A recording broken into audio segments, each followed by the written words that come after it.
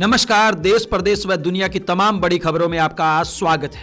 आइए एक नजर डालते हैं आज की मुख्य हेडलाइंस पर। बड़ी खबरों में आज हम आपको बताएंगे, सरकार ने हरियाणा के 2 लाख व्यापारियों के 2,500 करोड़ रुपए किए माफ। हरियाणा में 2 बॉलीवुड एक्टर पर एफआईआर हुई दर्ज। जिंदा व्यक्ति को सरकारी रिकॉर्ड में मुर्दा दिखाकर सरकार को लगाई 2.25 लाख रुपए की चुपत।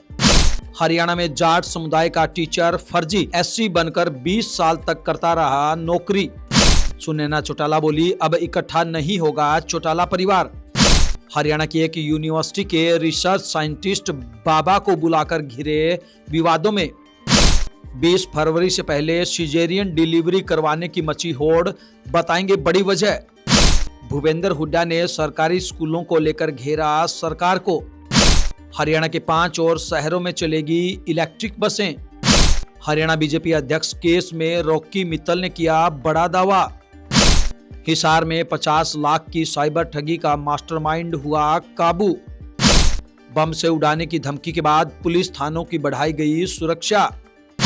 बिजली विभाग के 63 कर्मचारियों की नौकरी पर छाया संकट।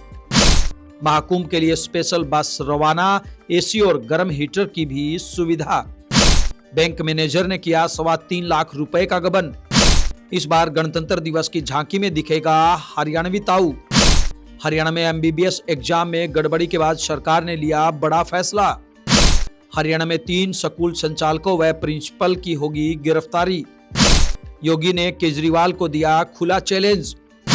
12वीं पास के लिए 300 पदों पर निकली सरकारी भर्तियां। विजिलेंस की रेड में जिला शिक्षा अधिकारी यानी कि डीईओ के बेड से मिले 3 करोड़ रुपए कैश, बोरी में बांधकर रखे थे नोट और गहने। बताएंगे कहां पर समलैंगिक विवाह को मिली कानूनी मान्यता। अमेरिका से निकाले जाएंगे 18,000 भारतीय, भारत वापस लेने को तैयार। हरियाणा में एक गांव का नाम बदलने में लगे 20 साल। अब देखिए खबरें विस्तार से। बड़ी खबरों में आइए बात करते हैं, व्यापारियों के 2,500 करोड़ रुपए हरियाणा सरकार ने किए माफ। जी हां, हरियाणा सरकार ने व्यापारियों के लिए वन टाइम सेटलमेंट की स्कीम मंजूर कर दी है। चंडीगढ़ में हुई कैबिनेट मीटिंग में इसे मंजूरी दी गई। मीटिंग के बाद सीएम नायब सैनी ने कहा कि अगर किसी व्यापारी पर 10 लाख से कम की राशि बकाया है तो उनका ब्याज माफ कर दिया गया है। उनके मूल से भी 1 लाख रुपए घटाया गया है। अब उन्हें बकाया खड़ी रकम में से सिर्फ 40% ही अदा करना होगा।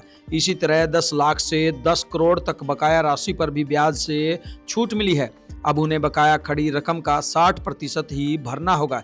इससे 2 लाख से अधिक व्यापारियों को लाभ मिलेगा। सरकार के फैसले से व्यापारियों को लगभग 2,500 करोड़ की राहत मिलेगी। हरियाणा के सोनीपत में बॉलीवुड एक्टर श्रेयस तलपड़े और आलोकनाथ पर एफआईआर दर्ज हुई है। यह मामला मध्य प्रदेश के इंदौर में रजिस्टर्ड एक सोसाइटी के 50 लाख से ज्यादा लोगों के करोड़ों रुपए लेकर भागने से जुड़ा हुआ है। दोनों बॉलीवुड एक्टर्स ने इस कंपनी में इन्वेस्टमेंट के लिए प्रमोशन किया था। यही नहीं, बॉलीवुड एक्टर सोनू सूद भी इस कंपनी के कार्यक्रम में चीफ गेस्ट बनकर आ चुके हैं। कैथल में डेथ क्लेम हड़पने के लिए जिंदा व्यक्ति को कागजों में मार दिया गया। यहां तक कि नगर पालिका से उसका डेथ सर्टिफिकेट तक बनवा लिया।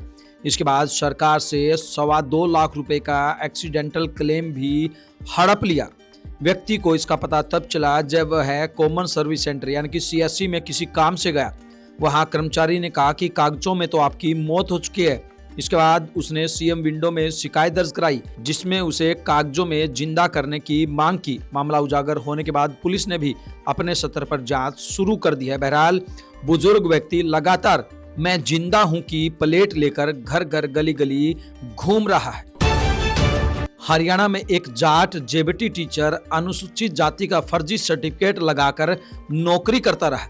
उसने न केवल कोर्स में खुद को एससी बताकर दाखिला लिया, बल्कि एसडीएम ऑफिस से अनुसूचित जाति का फर्जी सर्टिफिकेट तक बनवा लिया। 20 साल बाद शिक्षा विभाग को इसके बारे में तब पता चला जब उनके पास शिकायत पहुंची। इसके बाद इसकी शिकायत डीसी धीरेन्द्र खड़गट्टा के समाधान शिविर में उठी, जिसके बाद जांच की गई तो आरोप सही निकले। पुलिस ने आरोपी जेबीटी टीचर पर एफआईआर दर्ज कर ली है। सभी आरोप सही साबित होने पर उसके खिलाफ पुलिस को शिकायत की गई। हम आपको बता दें कि खरकड़ा गांव के भिखलाना पाना का रहने वाला सुनील कुमार इस वक्त फरमाना गांव के राजकीय प्राथमिक पाठशाला में कार्यरत है। हरियाणा के 5 बार सीएम रहे ओम प्रकाश चौटाला के निधन के बाद चौटाला परिवार के एकजुट होने के आसार नजर नहीं आ रहे। इनेलो महिला विंग की प्रधान महासचिव सुनैना चौटाला ने कहा कि परिवार तो कौरव और पांडवों का भी एक ही था। सुनैना ने सामाजिक तौर पर परिवार की एकजुटता की पैरवी की, मगर राजनीतिक एकजुटता को इशारों में नकार दिया। वहीं सुनैना ने हरियाणा बीजेपी अध्यक्ष मोहनलाल बड़ोली पर जबरदस्ती शारीरिक संबंध बनाने के केस को लेकर कहा कि नैतिकता के आधार पर उन्हें अपना इस्तीफा दे देना चाहिए। हरियाणा में हिसार की चौधरी चरण सिंह हरियाणा एग्रीकल्चर यूनिवर्सिटी के रिसर्च साइंटिस्ट अध्यात्म प्रेम की वजह से विवादों में घिर गए हैं। उन्होंने क्लास और रिसर्च छोड़ एक महामंडलेश्वर बाबा को यूनिवर्सिटी में बुला लिया। उनके स्वागत के लिए क्लास से स्टूडेंट्स भी बुलाए गए, फिर उनसे बाबा पर फूल बरसवाए। इसका वीडियो जमकर वायरल हुआ तो यूनिवर्सिटी प्रबंधन ने उनसे जवाब तलब कर लिया है। यूनिवर्सिटी से जुड़े एक अधिकारी ने इसकी पुष्टि की है। वहीं वीडियो में दिख रहा कि बाबा रिसर्च डिपार्टमेंट से गुजर रहे हैं और छात्र उन पर फूल बरसा रहे हैं। इनके साथ ADR RK गुप्ता चल रहे हैं और इस दौरान कुछ छात्र बाबा के पैर भी छू रहे हैं।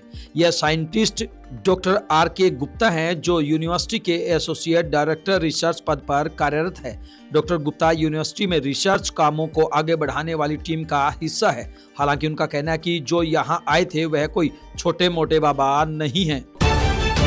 आइए बात करते हैं सिजेरियन डिलीवरी की मची होड़ की। जी हां, अमेरिका में 20 फरवरी से पहले बच्चे को जन्म देने की होड़ मच गई है। टाइम्स ऑफ इंडिया की रिपोर्ट के मुताबिक एक भारतीय मूल की स्त्री रोग विशेषज्ञ ने बताया कि उन्हें ऐसे करीब 20 फोन आए हैं जिनमें गर्भवती महिलाएं समय से पहले डिलीवरी के लिए C-सेक्शन यानी सर्जरी कराना चाह रही हैं। दरअसल राष्ट्रपति पद की शपथ लेने के बाद ट्रंप ने एग्जीक्यूटिव ऑर्डर जारी कर जन्मजात नागरिकता के अधिकार को समाप्त करने का फैसला किया है। ऐसे में अवैध प्रवासियों या वीजा पर रहने वाले लोगों के उन बच्चों को नागरिकता नहीं मिल पाएगी जिनका जन्म अमेरिका में होगा। ट्रंप ने इस आदेश को लागू करने के लिए 30 दिन का समय दिया है।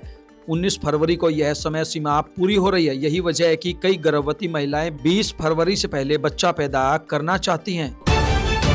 हरियाणा के पूर्व मुख्यमंत्री भूपेंद्र सिंह हुड्डा ने कहा कि स्कूल में 96 छात्राओं के लिए सिर्फ एक गेस्ट टीचर की नियुक्ति की गई है। उसी टीचर पर सभी क्लास की छात्राओं को पढ़ाने, स्कूल का रिकॉर्ड मेंटेन करने, मीटिंग्स में जाने व मिड डे मील तक की जिम्मेदारी है। सिरसा के कालांवाली से आई यह खबर बताती है कि बीजेपी सरकार ने प्रदेश के शिक्षा तंत्र की क्या हालत बना दी है, क्योंकि सिर्फ कालांवाली में ही नहीं बल्कि पूरे प्रदेश के सरकारी स्कूलों का यही हाल है। यह आंकड़े चिक कर बीजेपी सरकार की शिक्षा नीति की पोल खोल रहे हैं। हरियाणा के 5 और शहरों में 26 जनवरी से नई इलेक्ट्रिक बसें चलने जा रही है। हिसार, रोहतक, रेवाड़ी, सोनीपत, अंबाला में बसें पहुंच गई हैं। इन बसों के रूट तय हो गए हैं। इन बसों में न्यूनतम किराया 10 रुपए होगा। यह बसें एक बार चार्ज होने पर करीब 200 किलोमीटर तक चलेंगी। इन बसों की खास बात यह है कि इसमें महिलाओं की सुविधा व सुरक्षा का ध्यान रखा गया है। हालांकि आते ही एक बस खराब हो गई जिसे हांसी में खड़ा किया गया है। हरियाणा बीजेपी अध्यक्ष मोहनलाल बड़ोली केस में दूसरे आरोपी सिंगर रॉकी मित्तल ने नया दावा किया है। रॉकी ने कहा कि यह पूरा खेल बड़ोली को फंसाने के लिए रचा गया है। जब बड़ोली को राज्यसभा भेजा जा रहा था तो इसी महिला के जरिए भाजपा हाईकमान को शिकायत भिजवाई गई, जिससे बड़ोली का नाम कट गया। अब जब बड़ोली को दूसरी बार बीजेपी प्रदेश अध्यक्ष बनाने जा रही थी तो जानबूझकर FIR की कॉपी अब वायरल कर दी गई है। हालांकि मीडिया से बातचीत में रॉकी मित्तल ने इसके पीछे सीधे किसी का नाम नहीं लिया, मगर मित्तल ने सोनीपत के भाजपा नेता अमित बिंदल को लेकर इशारा किया है। हरियाणा के हिसार जिला साइबर पुलिस ने एक बड़ी साइबर ठगी का पर्दाफाश करते हुए उत्तर प्रदेश के बरेली से एक आरोपी को गिरफ्तार किया है। नवाबगंज बरेली के कपिल देव गंगाधर ने एक व्यक्ति को शेयर मार्केट में निवेश के नाम पर 50 लाख रुपए की चपत लगा दी। पुलिस के अनुसार पीड़ित को एक व्हाट्सएप ग्रुप में जोड़ा गया। ग्रुप में लगातार शेयर मार्केट से होने वाले मुनाफे के स्क्रीनशॉट शेयर किए जाते थे। ग्रुप एडमिन ने पीड़ित को एक ट्रेडिंग ऐप का लिंक भेजा जिसमें शेयर ट्रेडिंग और पैसों का पूरा हिसाब दिखाई देता था। चंडीगढ़ पुलिस को पिछले कुछ समय से मिल रही धमकियों में बढ़ोतरी और थानों के आसपास हो रहे धमाकों के बाद पुलिस सतर्क हो गई है। जिन 3 थानों को धमकी मिली थी उनके अलावा भी लगभग सभी थानों को सुरक्षित बनाने के लिए बैरिकेड का सहारा लिया जा रहा है। हरियाणा के पलवल जिले में बिजली निगम के 63 कर्मचारियों की नौकरी पर संकट के बादल मंडरा रहे हैं। एक आरटीआई कार्यकर्ता ने मुख्यमंत्री विंडो पर शिकायत दर्ज कराई है, जिसमें आरोप लगाया है कि इन कर्मचारियों ने फर्जी दस्तावेजों के आधार पर नौकरी हासिल की है। जानकारी के अनुसार मित्रोल गांव के अमरचंद ने अपनी शिकायत में कहा कि अधिकारियों की मिलीभगत से बिजली निगम में एएलएम पद पर कार्यरत ये कर्मचारी फर्जी दस्तावेजों के आधार पर नौकरी कर रहे हैं। मामले पर संज्ञान लेते हुए जिला उपायुक्त डॉक्टर हरीश कुमार वशिष्ठ ने एसडीएम पलवल ज्योति सिंह को जांच का जिम्मा सौंपा है। चंडीगढ़ से प्रयागराज महाकुंभ के लिए पहली बस रवाना हो गई है। यह एसी बस लगभग 19 घंटे और 25 मिनट में यात्रियों को कुंभ तक पहुंचाएगी। इसके बाद यात्री स्नान और पूजा करके शाम 5 बजे वापस उनको चंडीगढ़ लाएगी। बस में एसी और हीटर दोनों की व्यवस्था है, जिससे दोपहर की गर्मी और शाम की ठंड में यात्रियों को आराम रहेगा। इस बस का किराया 1660 रुपए रखा गया है। हरियाणा के सोनीपत में एक बैंक में 3.25 लाख रुपए के गबन का मामला सामने आया है। बैंक के पूर्व रिलेशनशिप मैनेजर ने उपभोक्ताओं से लिए गए रुपए बैंक में जमा नहीं कराए। बैंक को पता चला तो 40,000 रुपए जमा कराने के बाद वो गायब हो गया। बैंक ने मैनेजर पर धोखाधड़ी का केस दर्ज कराया है। सेक्टर 27 थाना पुलिस इस मामले में छानबीन कर रही है। हरियाणा की गणतंत्र दिवस को लेकर झांकी तैयार हो गई है। सरकार की ओर से इसका एक वीडियो भी जारी किया गया है। झांकी के इस वीडियो में हरियाणा का ताऊ लैपटॉप लेकर फसलों के भाव देखते हुए दर्शाया गया है। इसके अलावा कुरुक्षेत्र का ज्योतिषर तीर्थ और सूरजगढ़ मेले से प्रेरित एक शिल्पी गाड़ी को भी झांकी में शामिल किया गया है। इसके साथ ही तकनीकी व नवाचार के क्षेत्र में हरियाणा के निरंतर विकास व खिलाड़ियों के उत्कृष्ट प्रदर्शन के चलते स्पोर्ट्स पावर के रूप में बनी हरियाणा की नई झलक भी झांकी के माध्यम से दिखाई देगी। हरियाणा में एमबीबीएस परीक्षा में हुई गड़बड़ियों को लेकर सरकार सतर्क हो गई है। इन खामियों को दूर करने के लिए परीक्षा ड्यूटी में लगे पर्यवेक्षकों की जिम्मेदारियों में बदलाव किया गया है। पंडित बीडी शर्मा स्वास्थ्य विज्ञान विश्वविद्यालय रोहतक ने परीक्षा पर्यवेक्षकों को और अधिक जवाबदेह बनाने के लिए जिम्मेदारी तय की है। अब परीक्षा केंद्र पर पेपर और आंसर शीट ले जाने और उन्हें वापस विश्वविद्यालय लाने की जिम्मेदारी निभाने वाले पर्यवेक्षकों को परीक्षा के दिन अपनी यात्रा और ड्यूटी समय सहित विवरण का एक प्रोफार्मा भरना होगा। यह प्रोफार्मा आंसर शीट के साथ जमा कराना होगा। सूत्रों के अनुसार विश्वविद्यालय द्वारा परीक्षा की खामियों को दूर करने के निर्णय के बाद यह कदम उठाया गया है। नए उपायों को राज्य के सभी 17 मेडिकल और 128 पैरामेडिकल कॉलेजों में लागू किया गया है। हरियाणा के सिरसा में कोरोना काल में स्टूडेंट्स के फर्जी सर्टिफिकेट तैयार करने के मामले में शामिल 3 स्कूल संचालकों और प्रिंसिपलों समेत 7 लोगों की जल्द गिरफ्तारी होगी। एसपी विक्रांत भूषण ने सीआईए टीम को इसके निर्देश दिए हैं। पुलिस ने 2 दिन पहले ही इस मामले में एक क्लर्क को गिरफ्तार किया था। आइए बात करते हैं योगी द्वारा केजरीवाल को दिए चैलेंज की। जी हाँ, कल आपने देखा कि मेरे साथ संगम में चमन मंत्रियों ने डुबकी लगाई। मैं पूछना चाहता हूं, क्या अरविंद केजरीवाल यमुना जी में जाकर अपने मंत्रियों के साथ डुबकी लगा सकते हैं? अगर उनमें नैतिक साहस है तो उन्हें इसका जवाब देना चाहिए। सीएम योगी आदित्यनाथ ने ये बातें दिल्ली के किराड़ी विधानसभा में भरे मंच से कही। योगी ने कहा, यमुना मैया को एक गंदे नाले में बदलने का अपराध आम आदमी पार्टी ने किया है। आम आदमी पार्टी झूठ बोलने की एटीएम है। इन्होंने जनता से झूठे वायदे किए। दिल्ली में रोहिंग्या और बांग्लादेशियों को बसाया। केजरीवाल की राजनीति बांटो और राज करो की है। दिल्ली में बिजली यूपी से 3 गुना महंगी है। उन्होंने कहा कि केजरीवाल को चुनाव के समय पुजारियों की याद आई। 11 सालों में दिल्ली में कोई मंदिर नहीं बनवाया। ये मुल्ले मौलवियों को वेतन देते थे। आइए बात करते हैं सरकारी नौकरी की। जी हाँ, ज्वाइंट इंडियन कोस्ट गार्ड यानी कि आईसीजी में नाविक जनरल ड्यूटी समेत 300 पदों पर भर्ती का नोटिफिकेशन जारी किया है। इसमें आवेदन 11 फरवरी 2025 से शुरू होंगे। उम्मीदवार ऑफिशियल वेबसाइट पर जाकर अप्लाई कर सकते हैं। इसमें आवेदन करने की आखिरी तारीख 25 फरवरी रखी गई है। हम आपको बता दें कि इसमें नाविक जो जनरल ड्यूटी वाले हैं वो 12वीं पास अप्लाई कर सकते हैं और जो नाविक डोमेस्टिक ड्यूटी वाले हैं वो 10वीं पास अप्लाई कर सकते हैं। आइए बात करते हैं हैरान करने वाली खबर की। जी हाँ, बिहार में बेतिया के जिला शिक्षा अधिकारी यानी कि डीईओ रजनीकांत परवीन के पास से 3 करोड़ रुपए कैश और गहने बरामद किए गए हैं। कल सुबह विजिलेंस की टीम ने 40 सदस्यों के साथ रजनीकांत के 7 ठिकानों पर एक साथ रेड मारी। विजिलेंस की टीम बेतिया में 10 घंटे की छापामारी के बाद डीईओ के घर से बाहर निकल गई है। हालांकि अधिकारियों ने इस मामले में अभी तक कोई जानकारी नहीं दी है। रजनीकांत के घर में रखे बेड में नोटों से भरी बोरियां छिपाकर रखी गई थी। इतना ज्यादा कैश मिलने के बाद अधिकारियों को नोट गिनने वाली मशीन लानी पड़ी। खुलासे के बाद डीईओ को निलंबित कर दिया गया है। दक्षिण पूर्व एशिया के देश थाईलैंड में अब समलैंगिक विवाह को कानूनी मान्यता मिल गई है। इसके बाद कई समलैंगिक जोड़ों ने अपनी शादी रजिस्टर कराई।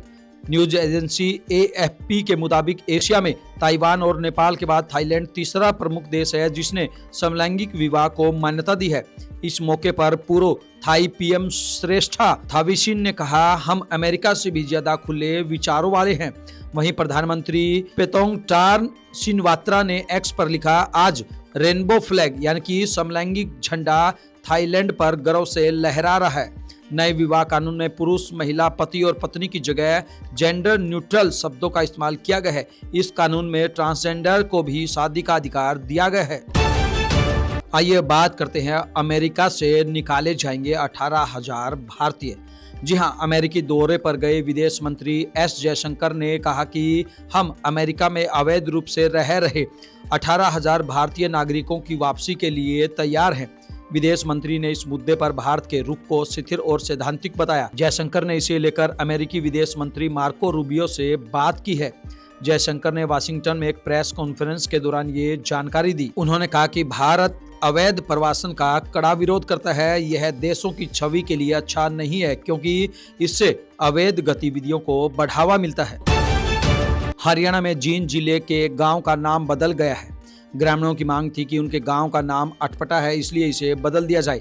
लेकिन कमाल की बात यह है कि इस गांव का नाम बदलने में सरकार और प्रशासन को करीब 20 साल लग गए। उस समय के तत्कालीन सीएम ओम प्रकाश चौटाला ने इसका नाम बदलने का वायदा किया था।